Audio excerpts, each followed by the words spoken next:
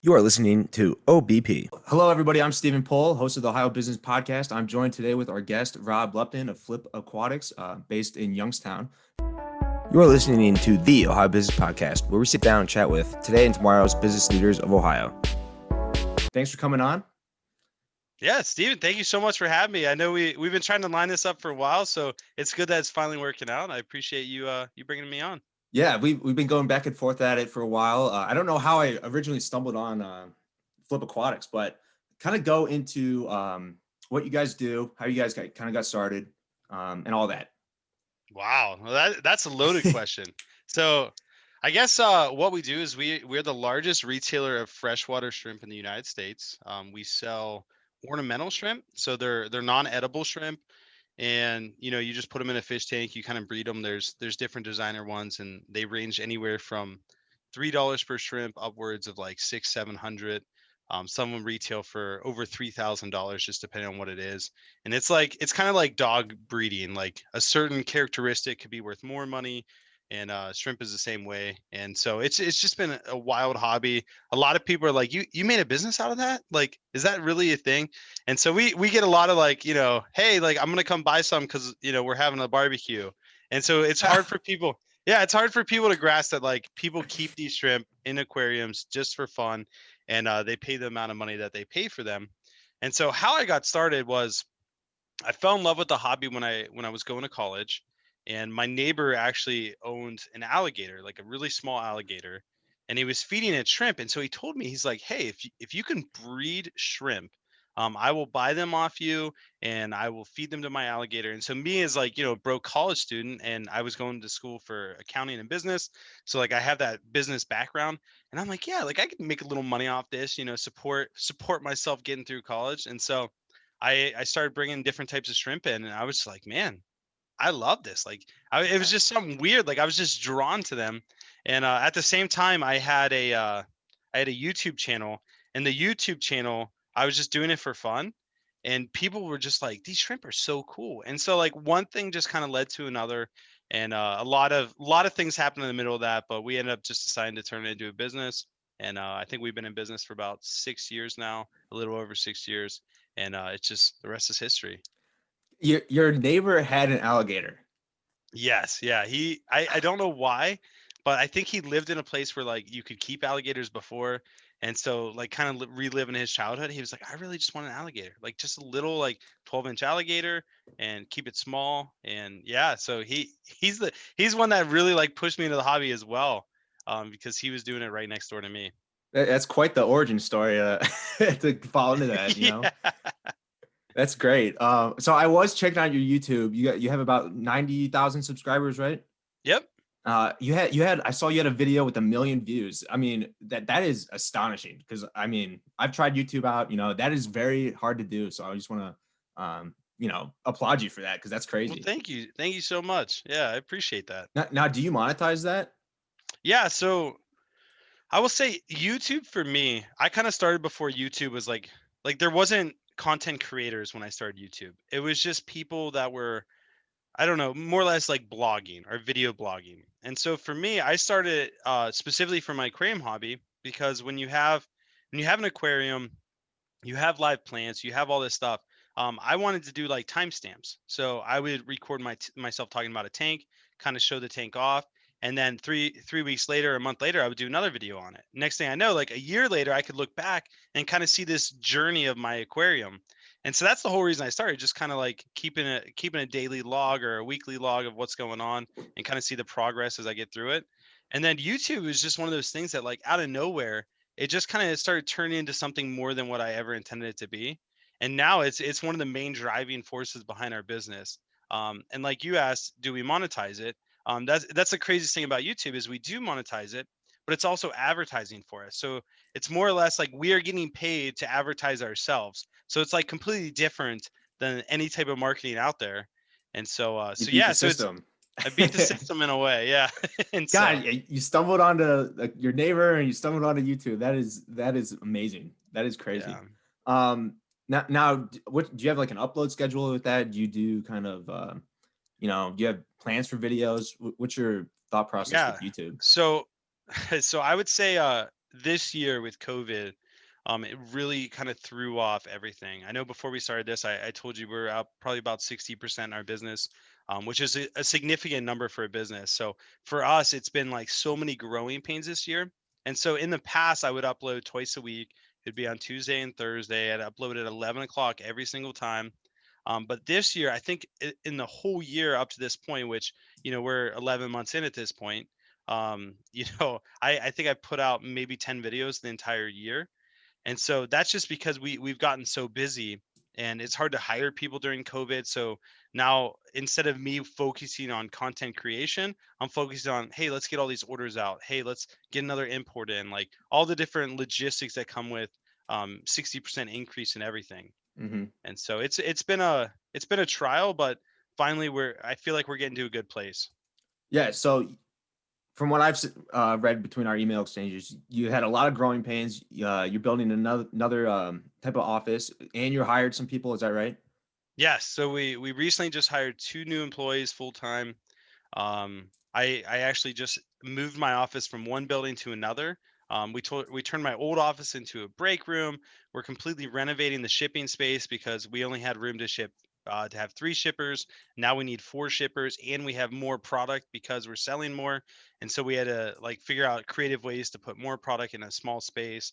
And so it's just been kind of one of those things that like you don't think it's going to be a problem, and then you start getting to the point where it is a problem, and then you're like, okay, like this needs to be fixed, because we're getting so close to that busy season, Black Friday, Cyber Monday. And so we're trying to get all of our ducks in a row leading into that. So, what do you think is the main driver for people to get into, aquariums, shrimp, this type of hobby? Um, the main driver, that's a great question. I would say, like, especially with COVID, and kids not being able to go to school and kind of being homeschooled. I think a lot of our business is being driven from the fact that like parents need something to do with their kids. And so they're like, hey, like I don't necessarily want to get a dog. Maybe I'm not allowed to have a dog or a cat, or guinea pig is too much work or too much cleaning. And so like, hey, like I'll just get this small aquarium and put it on my desk. Well, when you get a small aquarium, you can't necessarily put big fish in it. So you might be able to put one goldfish in there, but maybe you want to do something different. And so that's again another reason our business has been growing so much, is because of the lack of space that people have. And so they're just getting smaller tanks, which means they need smaller things to go in the tank, which shrimp are a perfect thing for that. Hmm.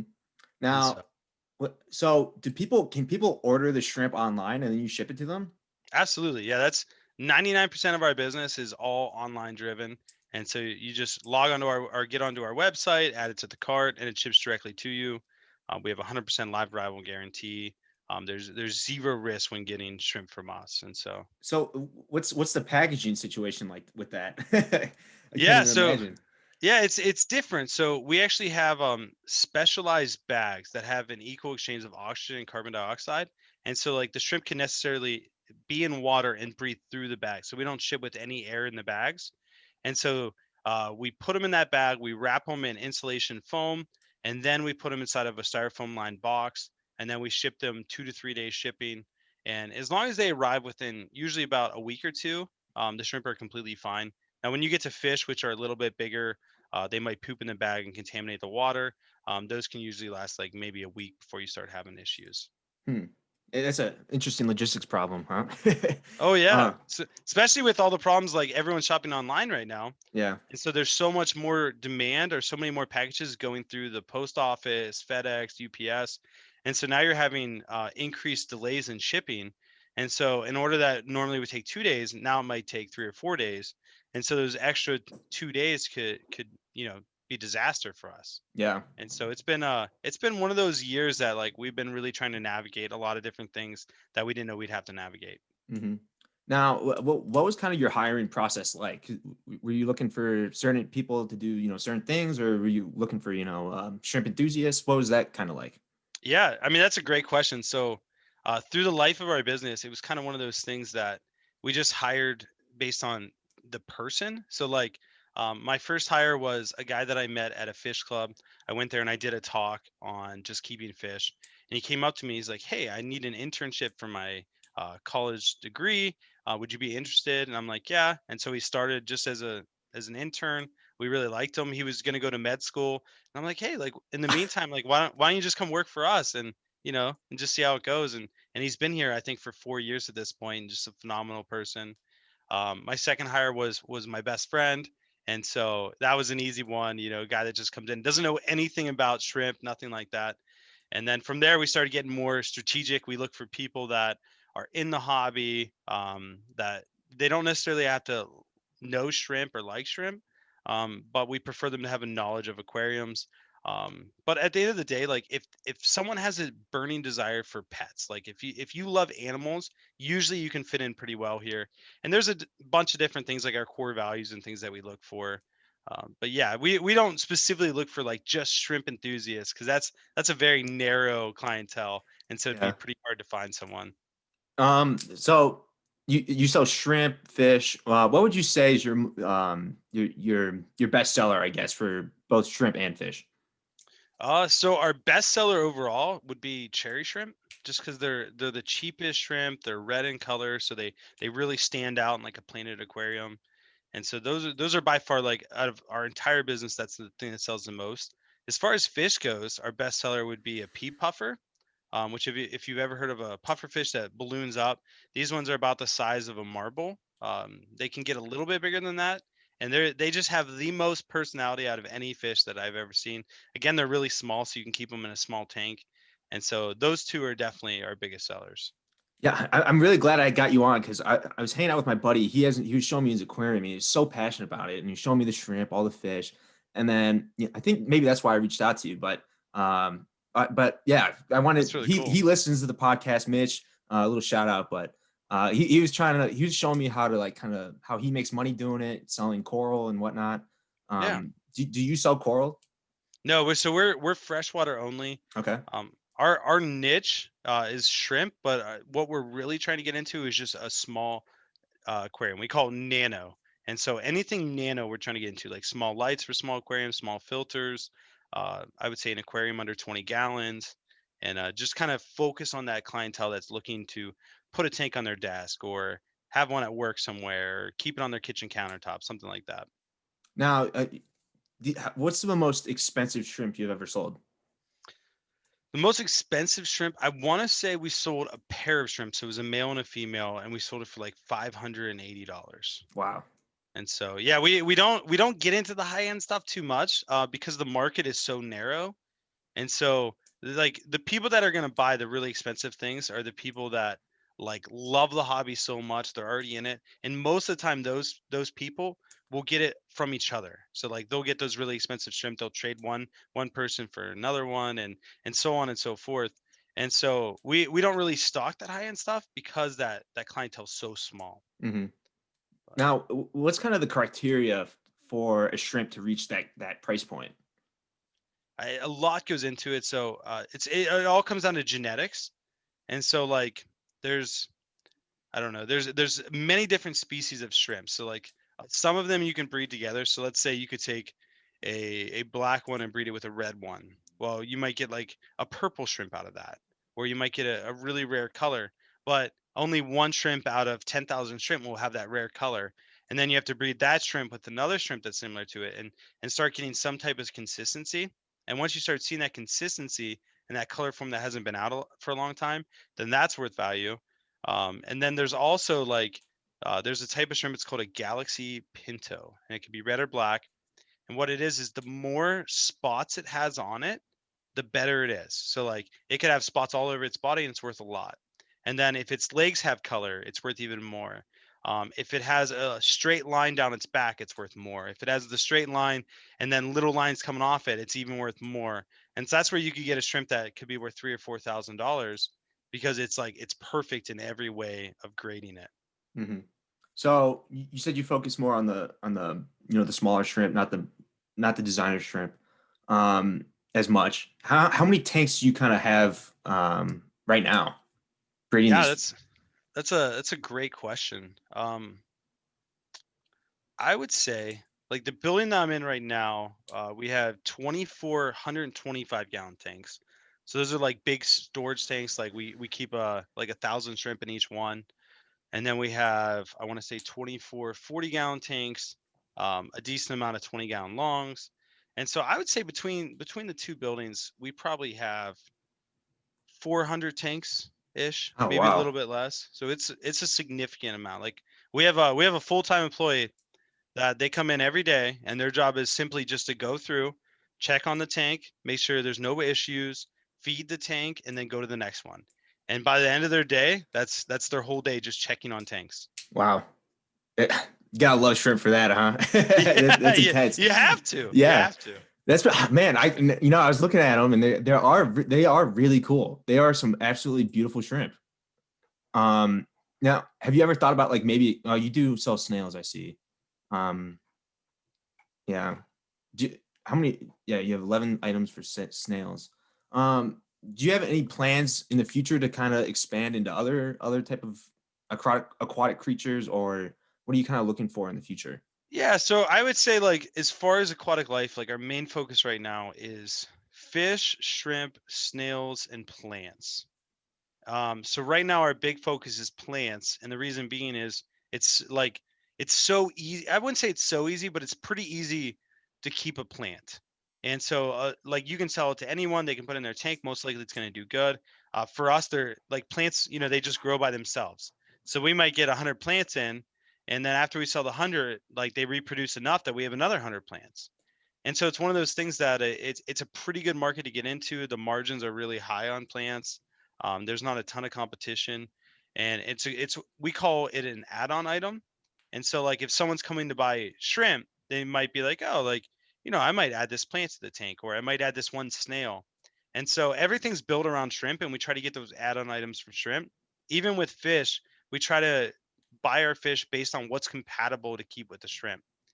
And so yeah, so I guess just right now we're not going wider, we're going deeper in our selection. So like we'll look at nanofish and be like, okay, what are some rare nanofish that we could bring in that will fit with a kind of our niche, and what different variations of shrimp can we bring in? And a big factor for us too is space. Like we're constantly expanding, but we're pretty limited on space. So now we're trying to get creative. Like how can we fit more tanks in this area, and also make it easy for employees to check on them and work on them and catch shrimp out of them. And so it's like a big puzzle with Tetris. Owning a business, you just kind of got to fit the pieces where they can go and do the best you can. Now, yeah, that cross selling is so important, especially online selling. I feel like it's so easy to just add on a little, that extra click and you get, the plant, it's smart and it's a good way to make some Yeah, more money. Um, absolutely. Now are you marketing outside of, YouTube? What are your kind of your drivers and focuses when it comes to marketing? Yeah, so as far as marketing, I would say, I mean, I actually don't pay for any marketing, so we don't do that yet. It's an area that I know that we're missing the mark on. Um, but we have so much low hanging fruit right now. So like I said, YouTube is a huge driver for our business. So like if you Googled like, hey, how do I keep cherry shrimp? Most likely Google's going to recommend a video that we've done through the past 10 years on keeping cherry shrimp. And so people go there and then instantly they get the information from you. So like, well, I'll buy from this guy. And so that's a lot of our marketing right now. But we do email marketing like MailChimp. We've collected, I don't know, I want to say we probably have like 80,000 people signed up to it at this point. And we've been, that's over the course of 6 years. And so you send on an email, you get a ton of traffic that way. And then different things like I've dabbled in Facebook marketing a tiny bit, but it really comes down to like I said, COVID has made our business so busy. So I spend a lot of my time actually working in the business instead of on the business. And so a lot of things like marketing just kind of get pushed to the side until we can at least get caught up. Because again, 60% growth for us is like that's a lot to adjust to. And so if I was marketing, we might have had 100% growth, but that might have broke some of our employees. It might have broke our Yeah, you can't business model. scale that as quickly. Yeah. Yeah. So Um, yeah, it's one of those things that like we're right now we're just doing content creation, and that's our main driver for marketing. so from an industry perspective, where do you kind of see the space going towards? Is there anything that you see as in trend wise or anything Yeah, like that? so I mean the big trend right now is we're on top of it is just the small tanks. So we're really going deep into that section, because there's really not a lot of people going into it right now. Um, and we're a very unique business most online businesses will sell only livestock or only hard goods. So like they would sell like aquariums and filters and lights, or they would sell plants, or they might sell just fish. And so we're a very rare business in the fact that we kind of sell a little bit of everything. And so as we can scale that, we can become more or less a one-stop shop for all the needs of a hobbyist. Mhm. And as far as the market, I mean the market's phenomenal. Back in the 80s, and I wasn't live back then, but I've heard many stories. Back in the 80s, there was a mom and pop fish store pretty much on every corner. Like that was like the go-to business. People talked about like, they were just making so much money. It was unbelievable. And you could just pop one of these up and, start selling fish and you're making a good living. And so a lot of people in the past built huge businesses out of that. And some of them are still around, but a lot of them went out of business with like the Petcos of the world and Mm. the PetSmarts. But now, from what I'm hearing from all the different suppliers we have, they said they're seeing numbers this year that are equivalent to back in the 80s. And so it's this huge swing in that direction. So I'm hoping with everyone being home and re-experiencing the aquarium, that this industry, this little niche, will just continue to grow. And go ahead.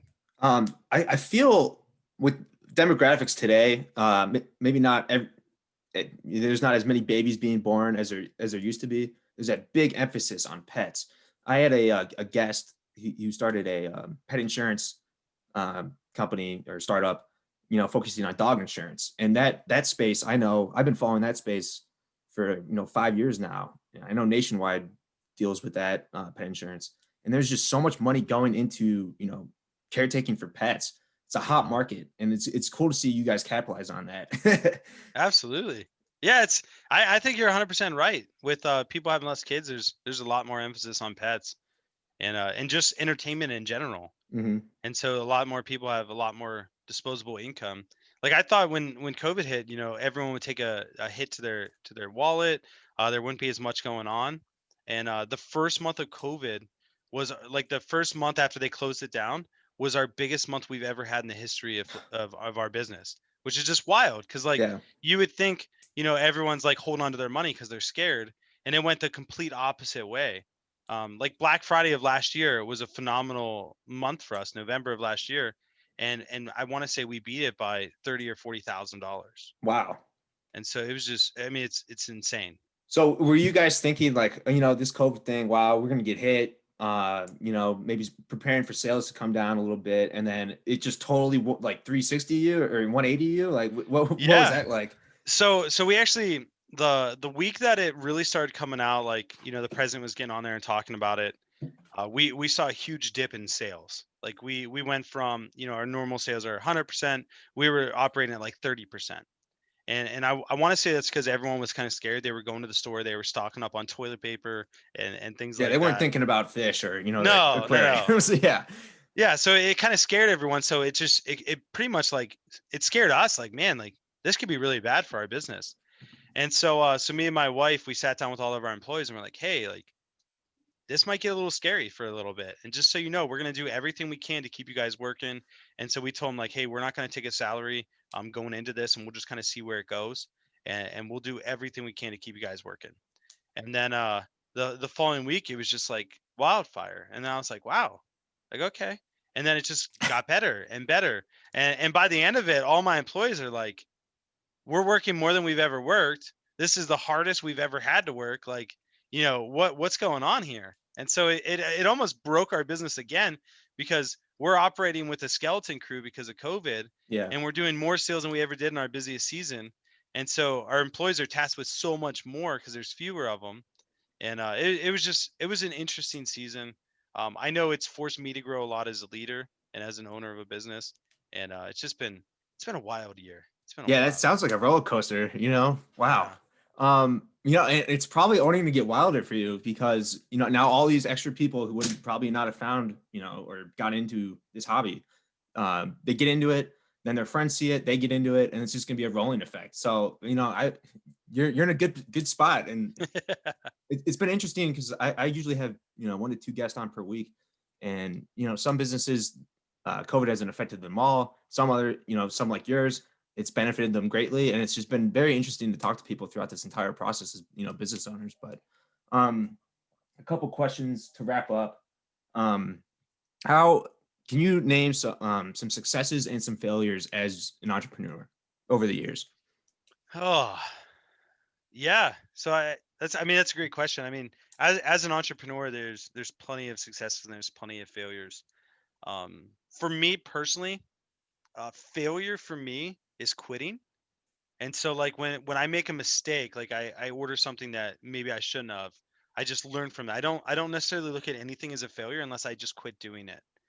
And so like what I guess one failure that I could think of is and that doesn't mean that I haven't had failures because I've done a lot of things wrong and I've grown for it or I've grown through it. But we introduce a type of fish that basically is what you see is what you get. So you have to take a picture of it and it just there's a lot of tediousness in that. Like you have to pay an employee to sit down and take a picture of a fish, and then you have to pay the employee to write a description of the fish and post the Oof. picture. And so by the time that we actually sell the fish, if the fish actually sells, because sometimes they would die, and then you did all that work for nothing, it was like, man, like we spent all this money going down this road and I think this was the wrong road to go down. And so then you learn as fast as you can and you redirect as quick as possible. Mm-hmm. So I never go into something and just be like, we're going to go into this until it starts working. As soon as I start seeing a little friction, I kind of deviate my path and like, oh, like let's focus on this a little bit more and not focus on that as much and just kind of see if anything happens with it and then just go from there. But I would say most of my failures as a business owner is definitely growing your team, and so like becoming a good leader. And so like a lot of business owners want to have hands on everything, so they want to be micromanaging this and micromanaging that. I'm actually the complete opposite. So my personality is as a business owner is I just get the job done whatever it is. Like if you tell me that I need to lay a concrete parking lot, I'm gonna get on YouTube, I'm gonna figure it out, I'm gonna figure out where I have to order supplies from. I'm going to put the concrete pad down as best I can. I'm going to be as detailed as possible. And that's all you have to tell me. You just have to give me a task and I'm going to get it done. And so when I first started, I treated my employees that way. I'm like, hey, I need you to take care of our livestock. Here's the basics to it. Just go and do it. Like, I'm not going to tell you have to do in this amount of time. I'm not going to tell you that you have to do the water changes on this day. I just kind of give them like, this is the job that I want done. Guidelines. Yeah. Yeah, just do it the way that you see best fit. And if there's any problems, we'll just talk through it. And what that did is it created like, a lot of employees need direction. Like they like a to-do list. Like here's step one, here's step two, here's step three. And so for me, one thing that I learned is like you have to have procedures. Like you have to have like, hey, this is how we tie a bag. Hey, this is how much water we use for that bag. And so it's laid out as clear as possible. All they have to do is learn that step and then they're good to go. And so just being a leader is one of the things that has been tough. And I guess for any business owner that is getting into this, it's going to be a huge curve. So your first employee is pretty easy because it's just you and him or you and her. Your or your second employee, now there's three of you. It's pretty good. But once you start getting 5, 6, 7 employees, it kind of creates this step where now all of a sudden not everyone's coming to you. They have to come to a team leader, or they have to come to a general manager or a foreman or someone. And that separation is the hardest step for any business owner. Mm-hmm. And so I would say once you get around like the 4 employees, 5 employees, there's a lot of things that can go in there, and you can make a lot of bad decisions during that time. And so the biggest thing that I could take away from that is communication. I mean, that really comes down to everything. And I don't know if I'm taking too much time, but No, you're there's a lot fine. of gold there's Go a lot of ahead. gold nuggets here. One of the greatest things that I ever did was I was having problems with my team, and I had all these changes I wanted to make. Like for example, I wanted to my employees were showing up 10 to 15 minutes late every day, and it was just a consistent thing, and I hated it and it drove me crazy. And so I was thinking like, okay, I'll just make a rule that if you're late 3 times you're fired, or whatever it is, or if you're late 6 times you're fired. Like I'll just make this rule and I'll tell them that this is the rule and then they have to follow it. And as a business owner, that is the worst thing that you could do. I mean, there's occasions where you have to do stuff like that, but the best thing you could do is sit down with your team and have a game plan of what you want to accomplish. So, for example, when the COVID thing was going on, I told my team that, like, hey, we're having all these issues. I just want to sit down and we're just going to talk through it. And so I had a big dry erase board behind me, and I'm like, okay, guys, let's just start a conversation. What's going on? And before this meeting, I had a list of maybe 50 things, maybe not 50, I'll say 30 things that I wanted to get accomplished in that meeting. But my goal in that meeting was to not talk. It was to lead the conversation. So like an employee would bring up like, hey, I really don't like our breaks. Um, and I'd be like, okay, why don't you like them? And they would be like, well, I don't like that we only have two and they're only 10 minutes long. Okay, well, what would you do? And then they kind of talk through it and they come up with like, this is the picture. And I would already have in my mind like, hey, we're actually going to do 30-minute breaks. We'll do two 15-minute breaks. And so then I kind of lead them in that direction of like, okay, like, is 45 minutes of breaks too long? Like, is that too much? And then they would just talk themselves into it. Yeah, maybe that's too much. Maybe we'll go with 30. I'm like, oh, like 30 sounds great. And so you just kind of lead them in that direction. And then by the end of the entire conversation, you accomplish all the things that you wanted to come up with anyway, but you didn't come up with them, they did. And so you just led them to where you wanted to go. And so if you can do that in a way that they're involved, I've seen it benefit the business so greatly, because we'll hire a new employee and they'll be like, and I'll just use breaks as an example, like, why is this break only this long? And then they'll be like, well, this is what we decided. And so the employees are taking ownership of it because it was their decision. And so now when other employees question it, they're backing it up. And so I've seen that happen, time and time again, where employees are standing up for the rules that are in place and defending the reasons that we're doing things, because they're the ones that came up with it, even though, maybe I was going to come up with it anyway, and I just let them lead them. I just led them to the water, and then they're like, It's yeah, yeah, here's the water. it's their rule, but you wanted the rule anyway, so Yeah. they're more So inclined to. Yeah, that's smart. yeah, if you could do that as a business owner, it will change your business. Because I wasn't always like that. Like I had to learn that on my own, or I had to learn that through mentorship and just kind of picking up on it and just getting better. And so another thing as an entrepreneur is you have to consistently evaluate yourself. I am my biggest critic. When something goes wrong in my business, I instantly say I did something wrong for this to happen. Like for example, today we had two orders that between the two orders, the value was $300, and both orders went to the wrong address, or they went to the wrong person, or they didn't get shipped, or there was a missing item in it. And at the end of the day, like it cost the business $300 in sales. And so I look at that and I'm like, okay, what can we do different to fix this? Like, it's not necessarily like sometimes it's the employee's fault if you have all the rules in place and the procedures in place and they broke procedure. But a lot of the times it's because you don't have policies in place and you don't have procedures in place to prevent them from making that mistake. And so you have to consistently reevaluate yourself and know like, okay, did I do something wrong here first? And if not, what can we do to fix it? And so those couple things. And then as far as successes, I mean, you could go all day about that too. Just little things. It's just a journey. Like you have to constantly be focused on like where you want to go. Like I know in 20 years where I want to be. So every decision I make today is leading me to that goal. And so it's just like, okay, like we never slow down. Every day we're thinking of what's a new project or what's a new procedure we can fix. What can we do differently here? How can we save a little bit of time here? Can we move our shipping boxes to this area because now it takes you 3 less steps? Like constantly be looking at things and encouraging your team to look at them. Like every morning we meet and we talk about, hey guys, what went well yesterday? And they'll bring up 3 or 4 things. I'm like, okay, what didn't go well? And they might bring up one thing or two things and be like, well, is there anything we could have done differently to make those things go better? And the good things, how can we do that more often? Like what's the reason behind that doing so good? And then again, the employees buying into it because it's their ideas. And so it all comes back to just keeping the morale high, keeping the employees engaged.